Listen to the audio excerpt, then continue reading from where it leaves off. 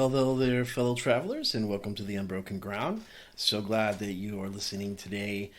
If this is your first time, welcome. If it's not your first time, thank you for coming back. Very humbled that anybody would come listen again. And so very excited about that. This is episode 8. My name is Paul. I am usually the host, but there's a couple of different things that I do. Again, this is episode 8, but there's actually 11 different things that have been put out that you can listen to.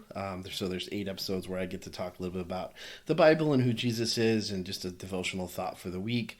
And then there's also interviews that I do with my friends. I've done one with Chris and one with Tyler. Those are both available to listen to. And then I get together with my friend Jim, and we kind of do a recap for the month, talk about some of the podcast stuff, but also just talk about our favorite news articles, things like that. So hopefully if you're checking this out for the first time, you'll check out some of the other episodes. But again, I just thank you for joining me today. Thank you for listening. If you continue to listen, for being a fan, if you're a fan, if you get any encouragement, that's my hope. I just hope that you have some encouragement in who Jesus is and who Jesus wants you to be, and that as you follow Jesus, you travel down the road with me, and hopefully get some encouragement and experience some challenge even as you find new ways to be a follower of Jesus. Find new inspiration, find new challenges, find new understandings with the episodes that we have. Today we're going to be talking about the life of Joseph. This is the third in the series of February on the life of Joseph. The first one was about Joseph being in the pit, put there by his brothers. The second one was about Joseph in Potiphar's house. He was sold into slavery there and then falsely accused.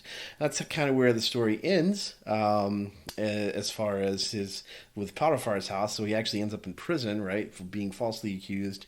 And so Joseph is now in prison. And so that's what we're going to talk about today. The title of the episode is If God Loves Me, Why Am I in Prison? It's really just going to focus a lot on what it means to be faithful to God through every situation and every time. And so we're going to talk about that. We're going to talk about who Joseph was in prison, and we're going to talk about what that means to us as followers of Jesus. So again, thank you for joining me. If you do have any encouragement from this, or if you enjoy it, don't be shy.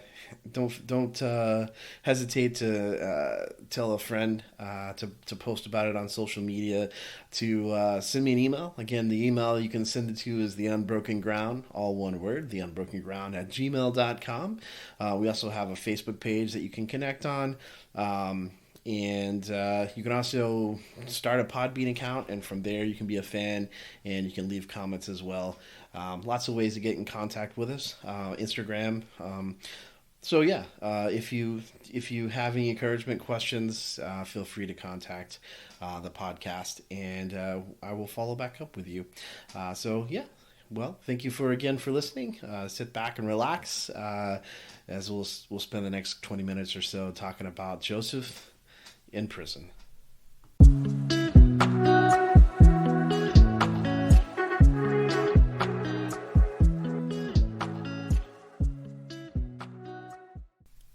How do we determine what is good for us? And a similar question, and maybe more specific to what we're talking about today, is how do we determine, or how do we know if God's will for us is good? And then how we understand that, or how we live that out. Of course, we'll continue to talk about the life of Joseph. And as we do that, we're just talking about the different stages that he goes through. And of course, he started out in the pit with his brothers wanting to kill him, and instead they sell him into slavery. He gets sold into Potiphar's house. Potiphar sees how good he is about managing things, and he says, hey, I'm just going to put you in charge of everything. He was apparently this attractive young dude, and so Potiphar's wife was very attracted to him and wanted him to sleep with her, and he refused. And so one day she snuck up on him, grabbed his robe, his cloak, and he basically wiggled out of that and ran away. And so she used that to falsely accuse him. Took that to her husband Potiphar, and so Potiphar had Joseph thrown into prison. So I think a valid question that anybody would have, if you're Joseph especially, is what's going on.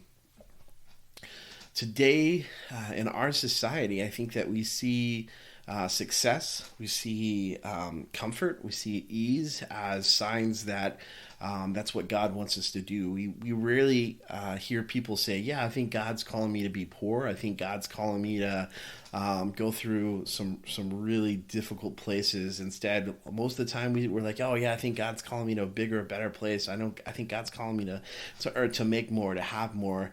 And that may be true. That's the interesting thing, I think, about one of the interesting things about God's calling and how he speaks to us is that a lot of time it's very vague. A lot of time it's not a dream. Joseph had a dream, and that dream was that his brothers and his mom and his dad were going to bow down to him. And yet, right after having that dream, and after having it twice, you think that's got to be some pretty strong confirmation. He ends up in a pit, and then he ends up sold into slavery, and then he ends up in prison. And so if you're keeping score at home, as they say, like if you were looking at Joseph's life, Joseph has this promise that he's going to be something that his brothers and his father and his mother are going to bow down to. That's this dream that he's had, and he's able to interpret these dreams, and it was clear even to the brothers and the father what that might mean. And so he has that, and so in the back of his mind, he's like, yeah, that's what I'm gonna. He's like, I know what I'm gonna be. I know what's gonna happen when I grow up, and yet. Here he is. He finds himself sold into slavery, and so after he's sold into slavery, he finds himself in prison. It's not a good look if you're thinking that things are going to go well. Things did not go well. That Joseph lived faithfully and lived well in the places he was at. Potiphar put him in charge of his house. He got to manage his house. He ends up in prison. He gets put in prison, and they're like, yeah, Joseph is a really smart dude and he's good at managing things. Let's put him in charge of the prison. And so he manages the prison. He's the second in command of as much as the prisoner can be, in charge of the prison, because God was faithful and he was showing Joseph favor in that, and so Joseph got that. And Joseph was faithful. He was like, hey, I'm in prison, but I'm gonna do my best. I'm gonna serve as best I can, and so it's like, wow. But that's not what you would think if the goal or if the end game here is that you're going to be bowed down to. Prison administrator because you got thrown in prison is not something you're going to want to put on that resume. And so here's what I think, that at least the first thought I have as we think about what that means as followers of Jesus. If you have accepted Jesus Christ as Lord and Savior, you're a child of God, and you have a destiny. You have an eternal destiny that you will realize one day. But Jesus doesn't promise that everything from the moment that you accept him to the moment that you see him, because either he returns or you pass on into eternal life after you die. He doesn't promise that everything's going to be good or easy or that you're going to like it or comfortable. But you do have an eternal destiny. You know where what you are, because you're a child of God. You know your end. You know the end. You know your end destination. You know the end state is that you're a loved child of God, regardless of the circumstances that you go through. That never changes. Like Joseph, I don't want to give away the spoiler ending, but Joseph ends up second in command because God was going to use him to save the land, including his brothers, including his father, including the people that Jesus came eventually descends from, the Israelites, that the Jews. I mean, all of that is wrapped up into this story. And so for Joseph in prison is exactly where God needs him to be. And so as followers of Christ, we give up kind of the ideal understanding, or at least the idea that we know best as far as how our life should go and the plans that we make. And so as followers, we do the best we can to seek out God's will and to know and be in the right places that God wants us to be. But sometimes we just miss. I think we get it wrong because we see when we go and we go to the places we think God's calling us to, we go do the things God is opening doors on, and yet it's not a huge success. We go, well, maybe I did something wrong, or maybe I missed it. I mean, Joseph is like, why I'm in prison? Like, what happened? How was this good?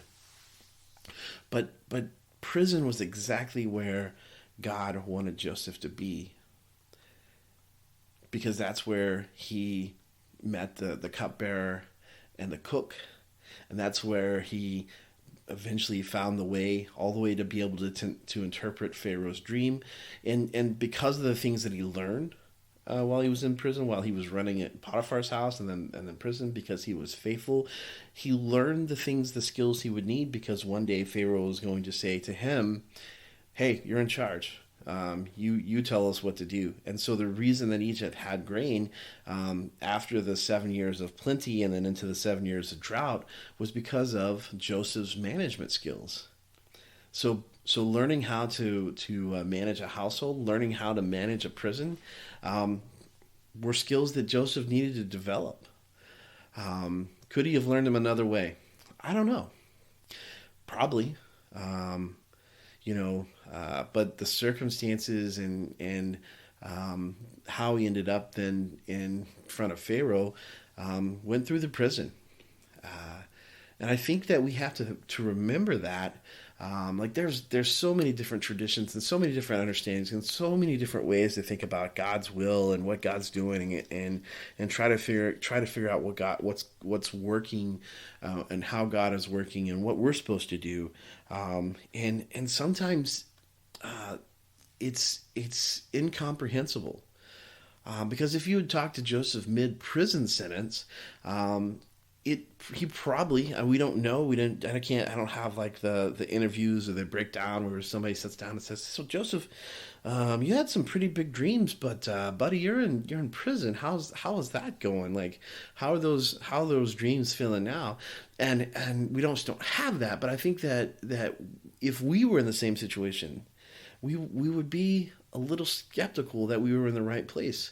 We might even, like Job, be like, Job was to God. He was like, you made a mistake. And the interesting thing to think about that, if you read the book of Job was righteous, and the reason that all those things happened to him was not sin as his friends thought. They didn't sin against God. It was actually because he was so righteous.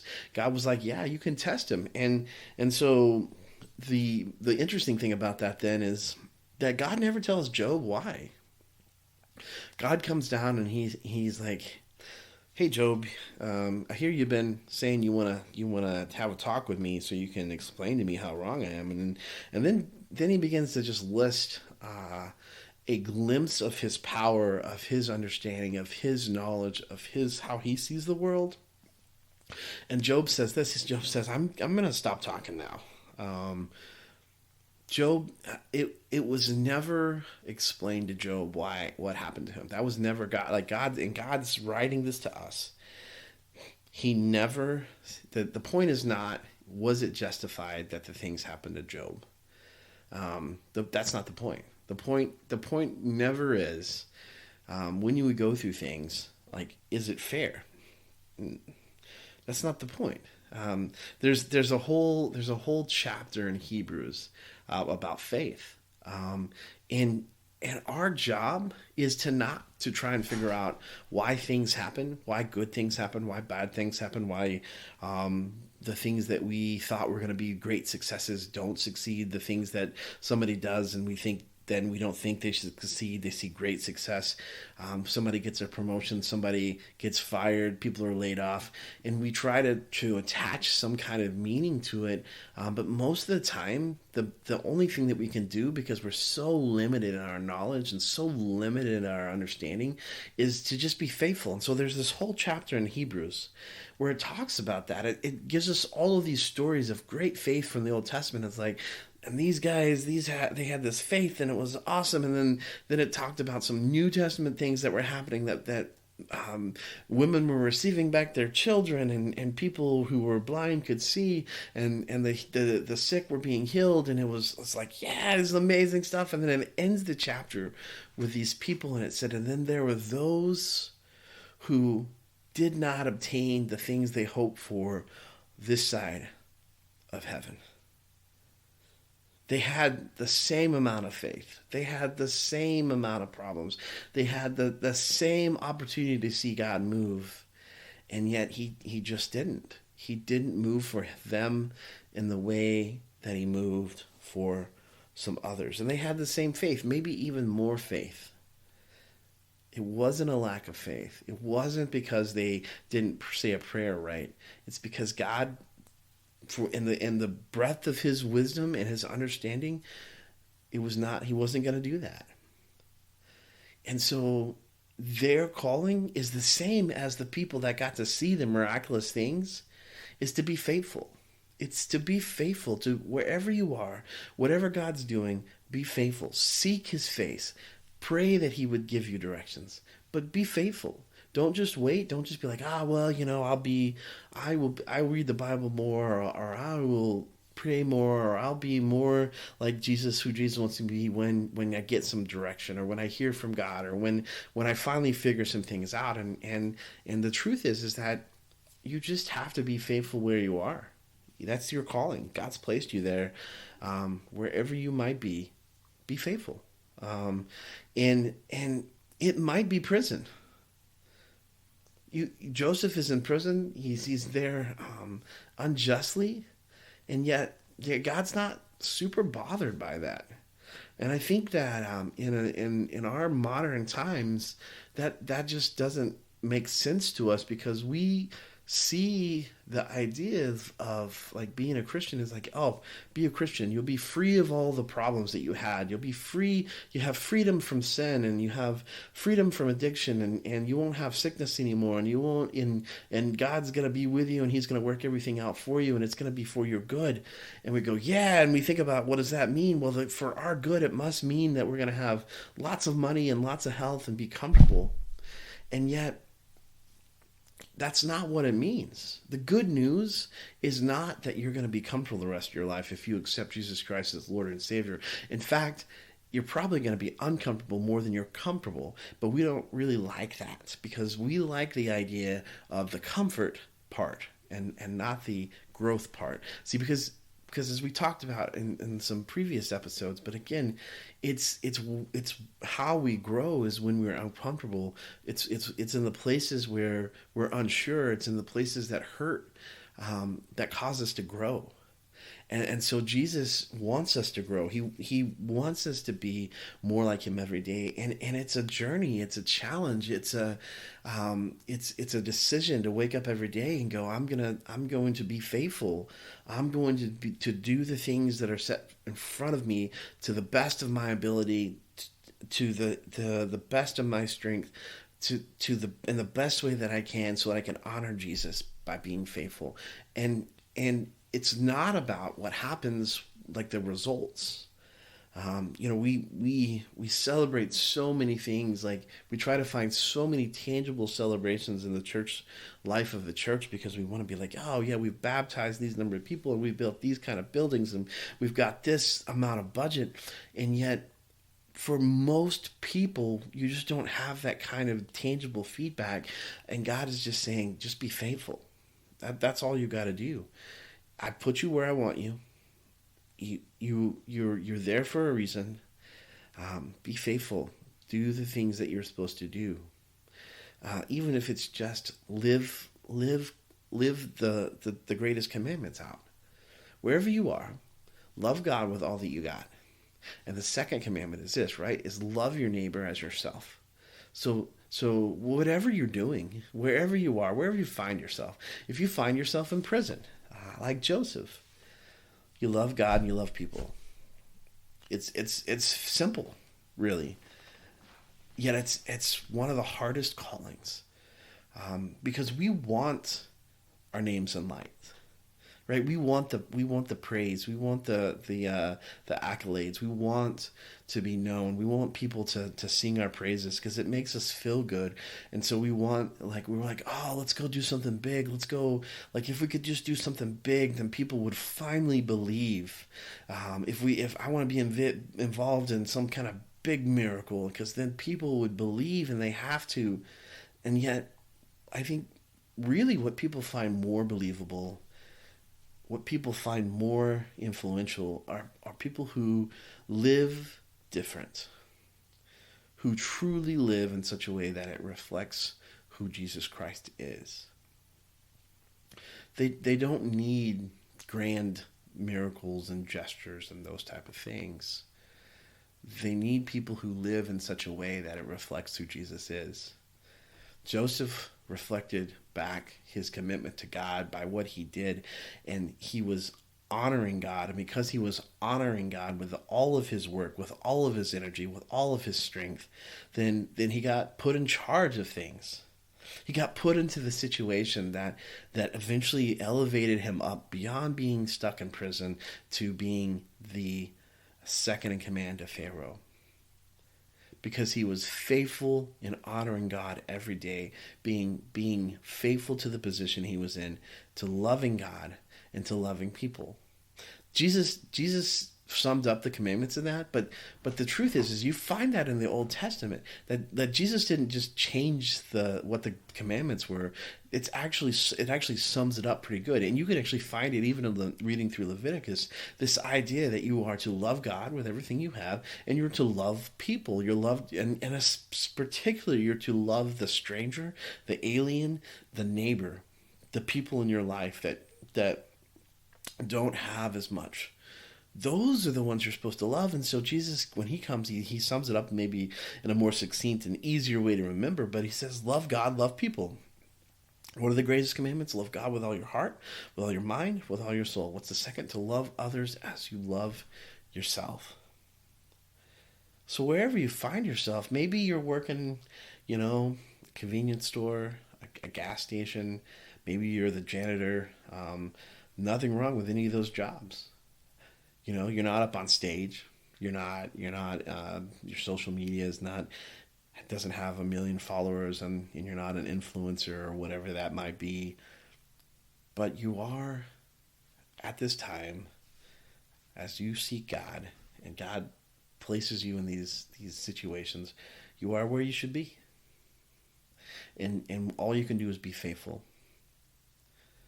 And we can talk about, you can think through, you can pray about, you can ask questions about, well, is this where I'm supposed to be?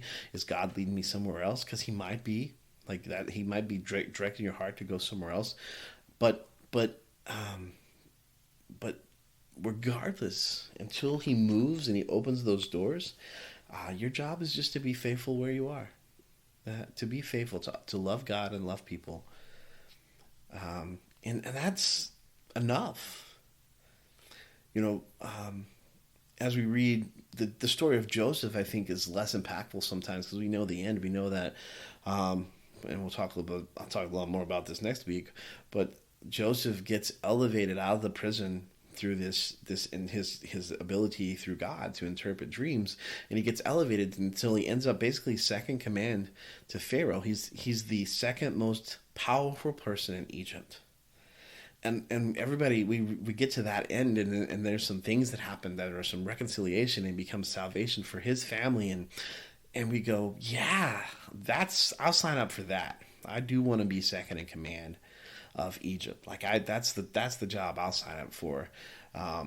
But rarely do we want to go through the training courses, the resume. because Joseph doesn't get to be second in command in Egypt without first being put in the pit, without second going to Potiphar's house, being sold into slavery, and then falsely accused and in prison.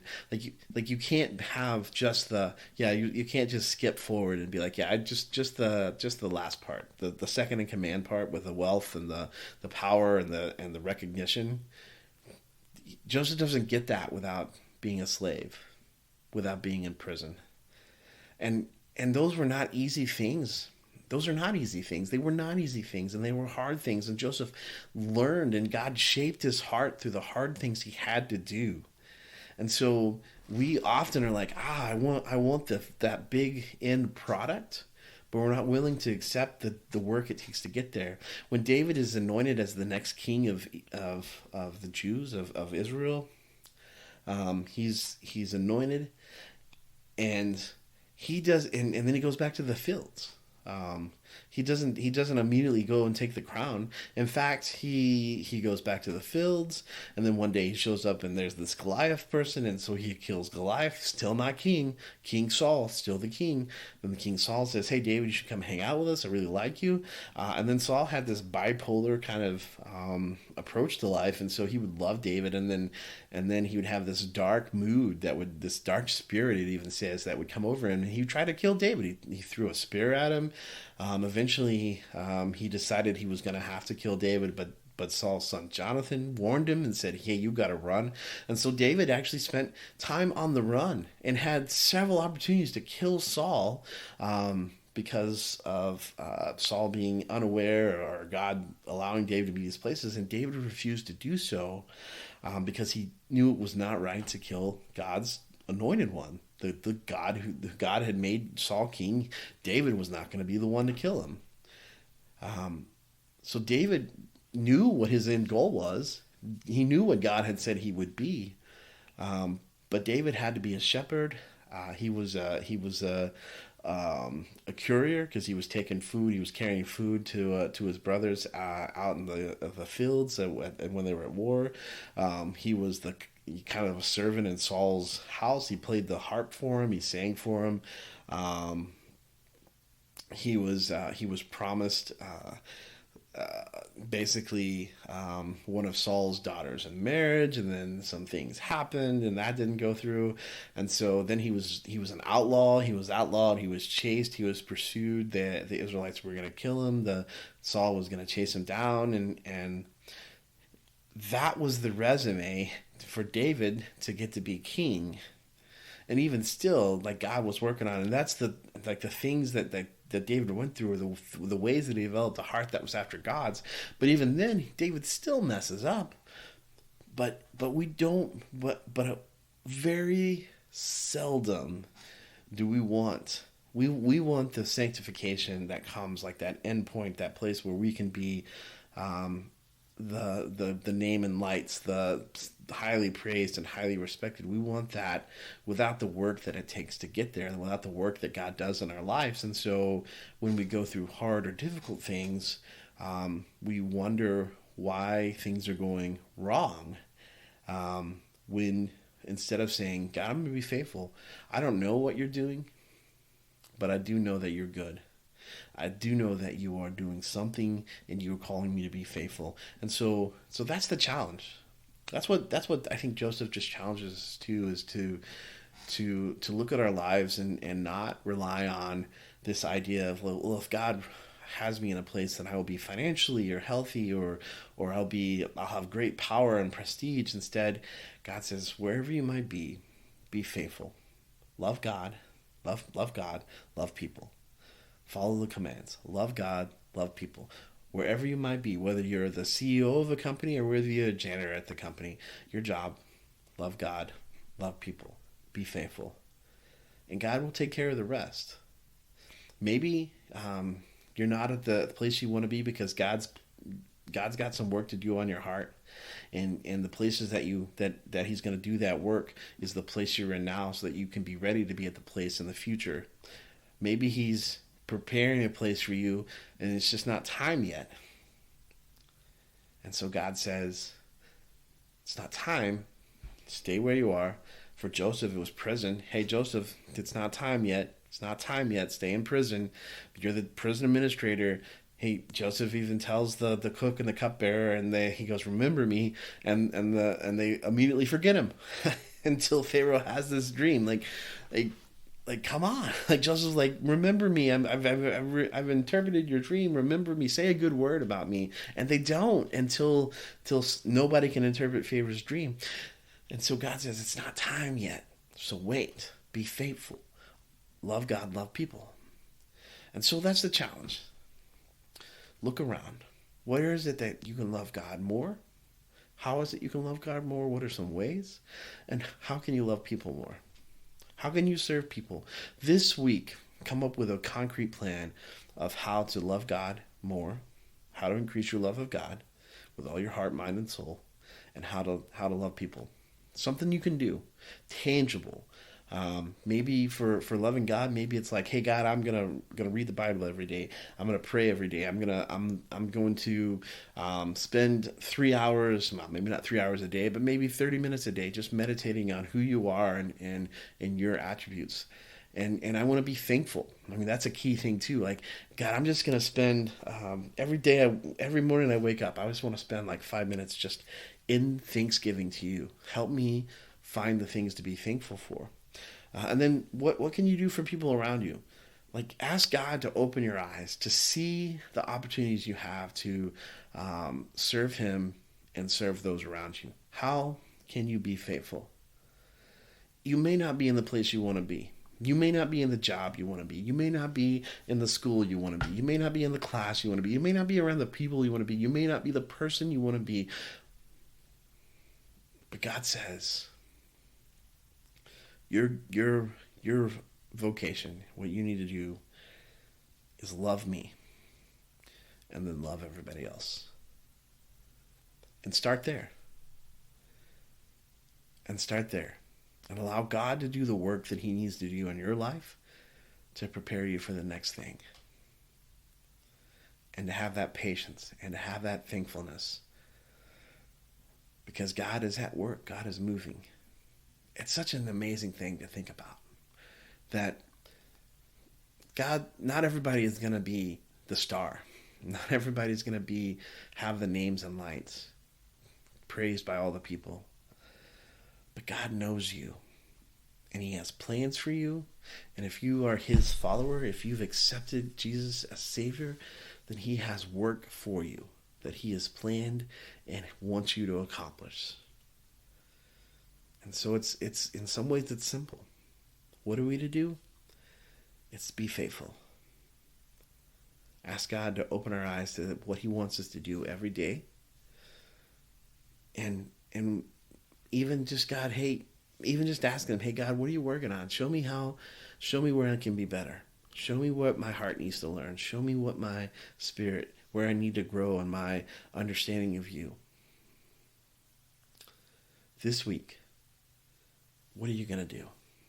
How are you going to love God and love people? Pray to God that He would open your eyes to the things that He wants you to do, and that you would have the courage to step into those.